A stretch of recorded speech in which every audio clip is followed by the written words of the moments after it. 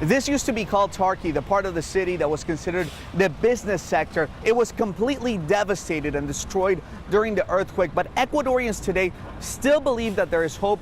Business owners have 15 minutes to get out all of their belongings from wherever their store might be here in Manta. This is because police believe that any of these buildings could collapse. This happened right in the middle of the afternoon, so this store was very busy. There were some 9 people inside, and he asked every single one of them for money. He threatened them with a gun, and after he robbed every single one of them, he told them to get into that tiny bathroom. Police investigators are still trying to determine exactly what it is that happened. We do know that surveillance video obtained by Pix 11 shows that it started inside that laundromat, that fight spilling out into the middle of the street. And conditions here in Daytona are starting to get worse and worse. Take a look at this. The gusts of the wind just keep getting higher and higher, and we can already see some debris on the ground. Tamsin, the fact is, if you work in Manhattan and you live in the Garden State, it's going to take you a very, very long time to get home. I want you to take a look at this commute. I mean, it's barely crawling standstill. We're right off of Route 3. And now, you know, as you take a look at that damage, we do know that firefighters, FDNY, able to save some 12 businesses. Again, 6 businesses were completely destroyed. The cause of the fire under investigation. Yeah, Tamsin, it was a fast-moving fire. Matter of fact, I want you to take a look at some of the damage here. Firefighters having to break down windows and push in through that door to rescue a woman who was inside.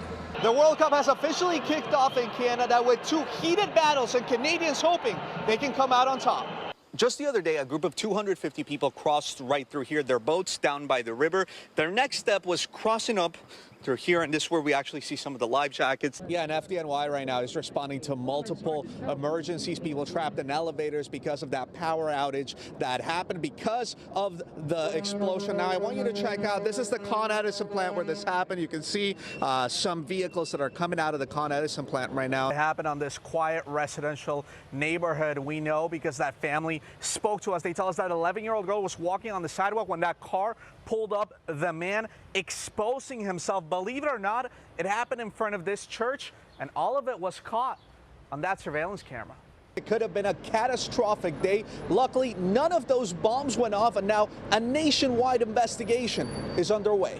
Cleanup is gonna take quite some time. I mean, just take a look at this mess. Look at all these down trees, the down wires, even a transformer right here in the middle of the street. Now let's take a look from up above. Authorities telling us that this tornado was an F1, capable of having wind speeds of 110 miles per hour. Even though that tournament is in Pennsylvania, I want you to just feel the energy that we're feeling right here at the Dave & Buster's. Take a look at this. That's staff and also people who showed up for this watch party. We see the kids right here. Obviously a very, very exciting game. Like I said, I'm sure that the Mid-Islanders are feeling the energy all the way in Pennsylvania. Okay. Here's the trick. There are 5 different layers, right? So the 4 layers down here are all pretty much cheeseburger topped off with what is basically a pepperoni slice. So it's all up to you. If you want to dig in the middle, if you want to go on the top, you know, it's however you want to slice it. I like that. However you want to slice it. That's good. We've been talking for the past hour about, well, we're worried about the gifts. We thought you'd be up delivering them now. Don't worry, the elves are packing up all the gifts. I'm out here in front of MetLife Stadium. Tonight is supposedly Jets home opener. Now, we're gonna settle a debate here, right? We're gonna figure out who has the better fan base. Let's take a listen to the Jets on this side. All right, that's all right. That's all right. Let's take a listen to the Giants side.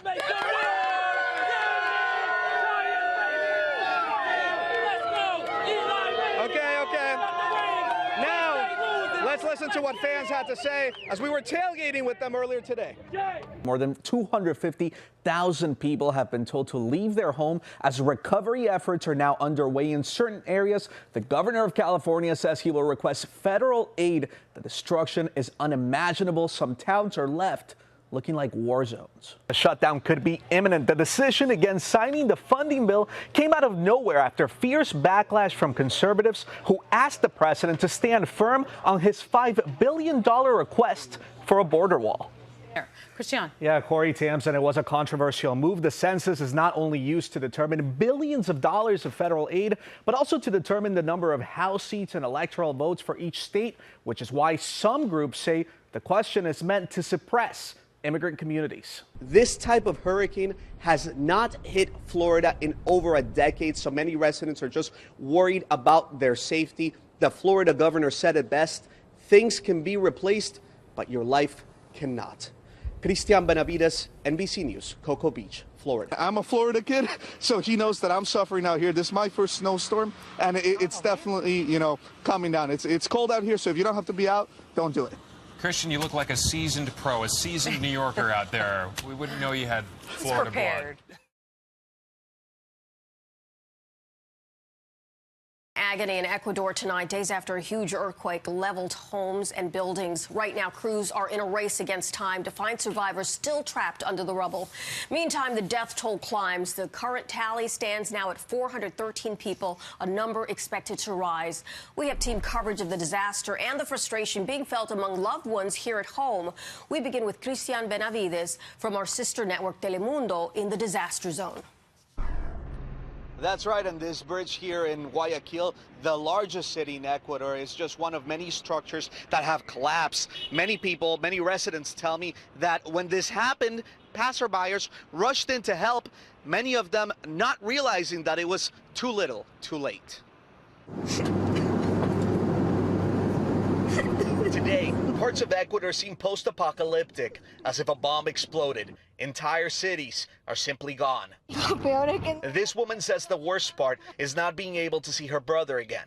She's traveling from Jersey. At the airport for the country's largest city, Guayaquil, family members of the dead, missing and injured arrive in droves. 7 of her family members were buried alive under what used to be an apartment building. This in the city of Manta. Ahí encontraron a mi hermano, a mi primo.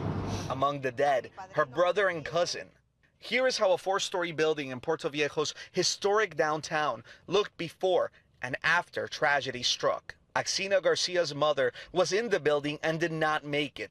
Today, she carries a picture they recently took together and is wearing the same dress. And I brought the same dress that I wore that night.